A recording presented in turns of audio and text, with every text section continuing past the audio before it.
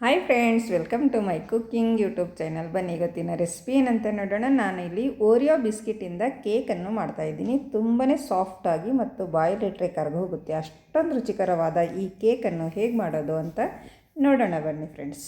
ನಾನು ಇಲ್ಲಿ ಮೊದಲಿಗೆ ಕೇಕ್ ಟೀನನ್ನು ತೊಗೊಂಡಿದ್ದೀನಿ ನೋಡಿ, ಈ ರೀತಿ ಇರುವ ಕೇಕ್ ಪ್ಯಾನು.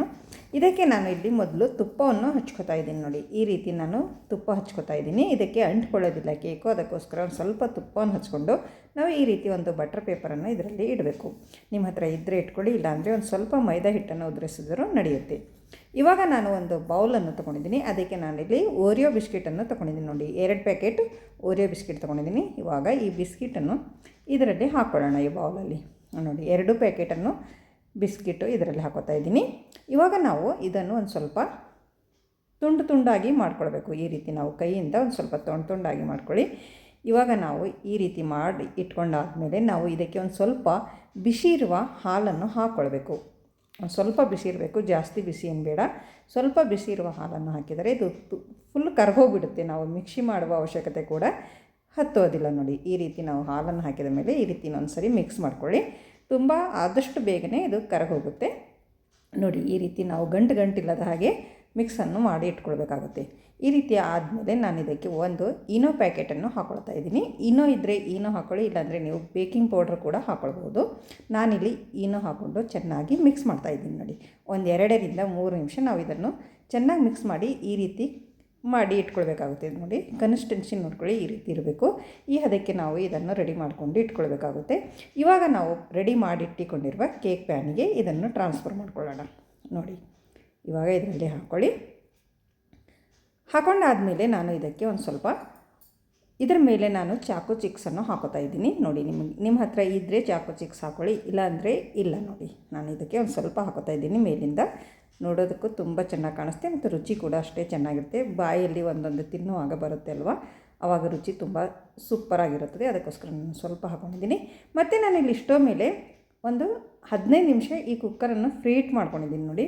ಒಂದು 15 ನಿಮಿಷ ನಾವು ಮೀಡಿಯಮ್ ಫ್ಲೇಮ್ ಇಟ್ಕೊಂಡು ಫ್ರೀ ಹೀಟ್ ಮಾಡ್ಕೋಬೇಕು. ಅದಾದಮೇಲೆ ನಾವು ಇದರಲ್ಲಿ ಒಂದು ಈ ರೀತಿ ಇರುವ ಸ್ಟ್ಯಾಂಡನ್ನು ಇಟ್ಕೊಳ್ಬೇಕಾಗುತ್ತೆ. ಇಟ್ಕೊಂಡು ನಾವು ಇದು ರೆಡಿ ಮಾಡಿ ಇಟ್ಟುಕೊಂಡಿರುವ ಕೇಕನ್ನು ಇದರಲ್ಲಿ ಇಡಬೇಕು. ಮತ್ತು ಈ ಕುಕ್ಕರ್ ಲಬ್ಬರನ್ನು ತೆಗಿಬಾರ್ದು, ಸೀಟಿ ಮಾತ್ರ ನಾವು ತೆಗೆದು ಇವಾಗ ನಾವು ಡಕ್ಕನವನ್ನು ಕ್ಲೋಸ್ ಮಾಡಿ ಇಟ್ಕೊಳ್ಳೋಣ ನೋಡಿ. ಇವಾಗ ನಾವು ಮತ್ತೆ 30-35 ನಿಮಿಷ ಮೀಡಿಯಮ್ ಫ್ಲೇಮಲ್ಲಿ ನಾವು ಇದನ್ನು ಬೇಯಿಸ್ಕೊಳ್ಬೇಕು. ಒಂದು 35 ನಿಮಿಷ ಟೈಮ್ ತಗೊಳುತ್ತೆ ನೋಡಿ ಫ್ರೆಂಡ್ಸ್. 30-35 ನಿಮಿಷ ಆದಮೇಲೆ ನಾನು ಇವಾಗ ತೆಗಿತಾ ಇದ್ದೀನಿ. ಈಗ 35 ನಿಮಿಷ ಆಗಿದೆ ನೋಡಿ. ಇವಾಗ ನಮ್ಮ ಕೇಕ್ ಯಾವ ರೀತಿ ರೆಡಿಯಾಗಿದೆ ಅಂತ ನಾವು ಒಂದು ಚಾಕುದಿಂದ ಅಥವಾ ಒಂದು ಟೂತ್ಪಿಕ್ ಇರುತ್ತಲ್ವ, ಅದರಿಂದ ನಾವು ಈ ರೀತಿ ನೋಡ್ಕೊಳ್ಬೇಕು. ಚಾಕುಗೆ ಅಂಟ್ಕೊತಾ ಇಲ್ಲ ಅಂದರೆ ಇದು ಕೇಕ್ ರೆಡಿಯಾಗಿದೆ ಅಂತ. ಅಂಟ್ಕೊತಾ ಇದ್ದರೆ ಮತ್ತೆ ಒಂದು 5 ನಿಮಿಷ ನಾವು ಇದನ್ನು ಬೇಯಿಸ್ಕೊಳ್ಬೇಕಾಗುತ್ತೆ ನೋಡಿ. ಇವಾಗ ಆರಾಮಾಗಿ ಅದರಲ್ಲಿಂದ ಕೇಕನ್ನು ತೆಗೆದುಕೊಂಡು ನಾವು ಕೆಳಗಡೆ ಇಟ್ಕೊತಾ ಇದ್ದೀನಿ. ಇವಾಗ ಇದನ್ನು ಒಂದು ಸ್ವಲ್ಪ ಆರುವುದಕ್ಕೆ ಬಿಟ್ಬಿಡಬೇಕು. ಒಂದು ಸ್ವಲ್ಪ ಇವಾಗ ಆರಿದೆ ನೋಡಿ, ಕೈಯಿಂದ ಮುಟ್ತಾ ಇದ್ದೀನಿ ನೋಡಿ. ಯಾವ ರೀತಿ ಪ್ಯಾನ್ ಕೂಡ ಬಿಡ್ತಾ ಇದ್ದೀನಿ ನೋಡಿ. ಇದು ಕೇಕ್ ಪ್ಯಾನು ನೋಡಿ, ಈ ರೀತಿ ತುಂಬ ಸಾಫ್ಟಾಗಿದೆ. ಮುಟ್ಟಿದ್ರೆ ಗೊತ್ತಾಗ್ತಾ ಇದೆ ಎಷ್ಟು ಚೆನ್ನಾಗಿ ಬಂದಿದೆ ಅಂತ. ಅಥವಾ ಒಂದು ಚಾಕುದಿಂದ ನಾವು ಈ ರೀತಿ ಮಾಡಿಕೊಂಡು ಒಂದು ಪ್ಲೇಟಲ್ಲಿ ಈ ರೀತಿ ತೆಕ್ಕೊಳ್ಳೋಣ ನೋಡಿ. ಎಷ್ಟು ಆರಾಮವಾಗಿ ಎದ್ದು ಬಂತು ಅಂತ ನೀವೇ ನೋಡ್ಬೋದು. ಮತ್ತು ಎಷ್ಟು ಸಾಫ್ಟ್ ಆಗಿದೆ ಅಂತ ನೋಡಿ. ಇದು ಮುಟ್ಟಿದ್ರೆ ಗೊತ್ತಾಗ್ತಾ ಇದೆ ಎತ್ತುವಾಗ ಎಷ್ಟೊಂದು ಸಾಫ್ಟಾಗಿ ಬಂದಿದೆ ಅಂತ.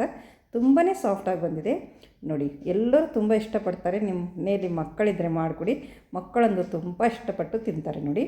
ಕಟ್ ಮಾಡ್ತಾ ಇರುವಾಗಲೇ ಗೊತ್ತಾಗ್ತಾ ಇರಬಹುದು ನಿಮಗೆ ಎಷ್ಟೊಂದು ಸಾಫ್ಟಾಗಿ ಬಂದಿದೆ ಅಂತ ನಮ್ಮ ಈ ಓರಿಯೋ ಬಿಸ್ಕಿಟ್ ಕೇಕ್ ಅಂತ ನೋಡಿ. ಸೂಪರಾಗಿ ಬಂದಿದೆ. ಟೇಸ್ಟ್ ಕೂಡ ಅಷ್ಟೇ ಚೆನ್ನಾಗಿದೆ. ನೀವು ಮನೆಯಲ್ಲಿ ಮಾಡಿಕೊಡಿ, ಎಲ್ಲರೂ ತುಂಬಾ ಇಷ್ಟಪಟ್ಟು ತಿಂತಾರೆ. ಮತ್ತು ಅತಿ ಕಡಿಮೆ ಸಮಯದಲ್ಲಿ ಮಾಡುವಂಥ ನಮ್ಮ ಈ ಓರಿಯೋ ಬಿಸ್ಕಿಟ್ ಕೇಕ್ ಅಂತೂ ಸೂಪರಾಗಿದೆ ನೋಡಿ. ಮತ್ತು ನನ್ನ ವಿಡಿಯೋ ಇಷ್ಟ ಆದರೆ ಒಂದು ಲೈಕ್ ಮಾಡಿ ಮತ್ತು ನಿಮ್ಮ ಫ್ಯಾಮಿಲಿ ಫ್ರೆಂಡ್ಸಿಗೂ ಶೇರ್ ಮಾಡಿ ಫ್ರೆಂಡ್ಸ್.